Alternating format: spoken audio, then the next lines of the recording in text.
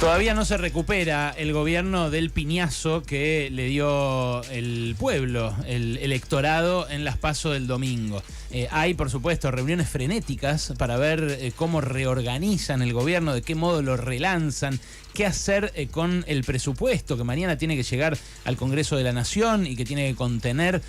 las líneas directrices de la política económica del año que viene, y qué hacer también con los anuncios de este relanzamiento que, según las fuentes que pude consultar, va a hacer el gobierno pasado mañana, el jueves, con una serie de anuncios vinculados a devolverle algo de poder adquisitivo a quienes lo perdieron muy fuertemente con el gobierno de Macri, pero que lo siguieron perdiendo también durante esta primera mitad del gobierno de Alberto Fernández, por supuesto, pandemia mediante.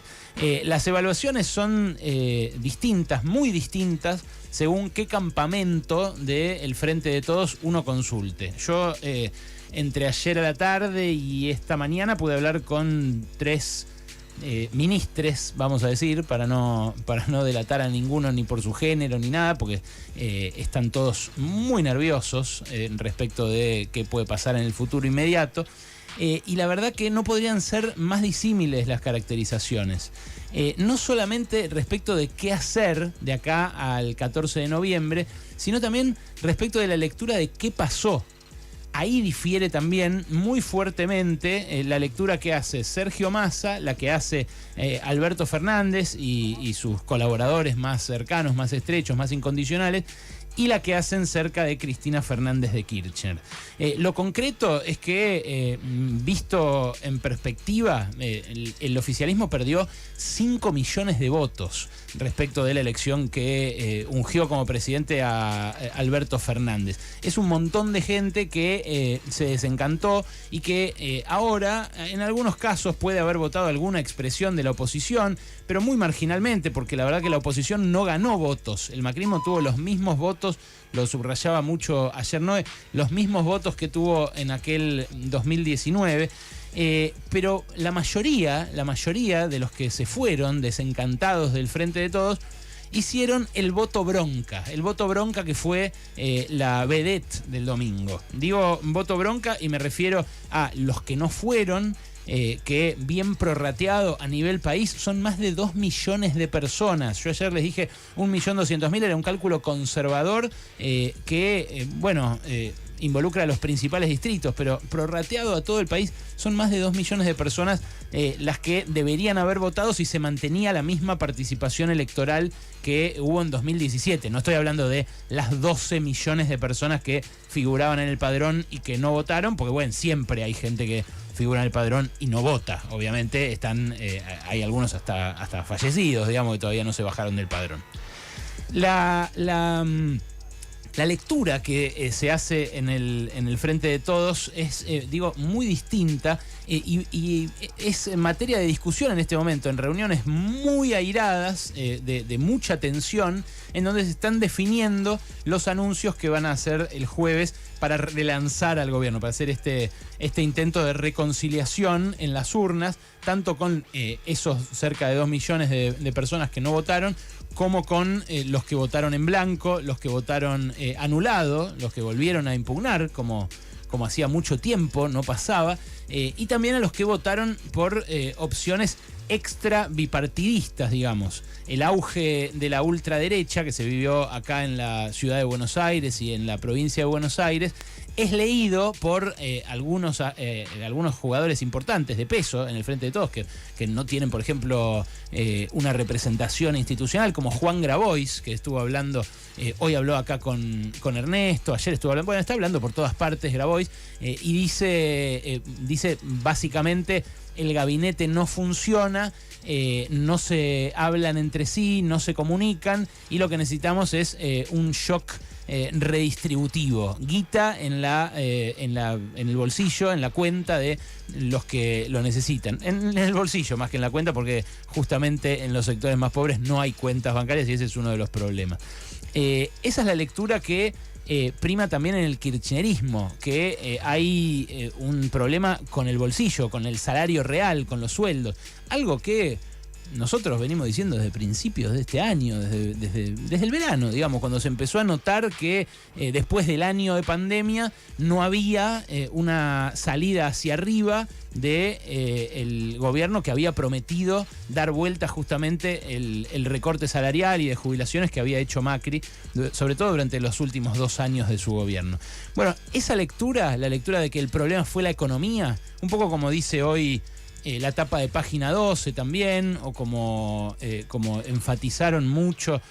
ayer Gustavo Silvestre, Pablo Dugan, conductores de C5N, el canal donde ustedes saben yo los martes hago Brotes Verdes.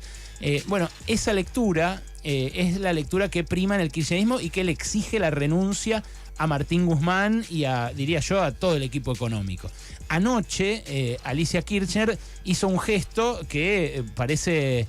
pretender empujar eso como réplica a nivel nacional. Le pidió la renuncia a todos sus ministros en Santa Cruz, después de haber sido derrotada por 12 puntos en el pago chico de Cristina Kirchner, en el lugar donde votó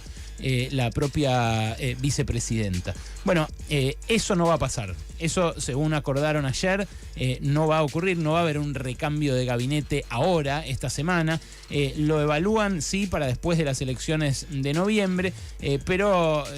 ahí parece haber habido acuerdo ayer en las reuniones, insisto, febriles que se produjeron entre unos y otros, aun cuando yo dejaría la puerta abierta a que ocurra, de tan mal que está la cosa, de tan roto que está todo adentro. En el albertismo, o los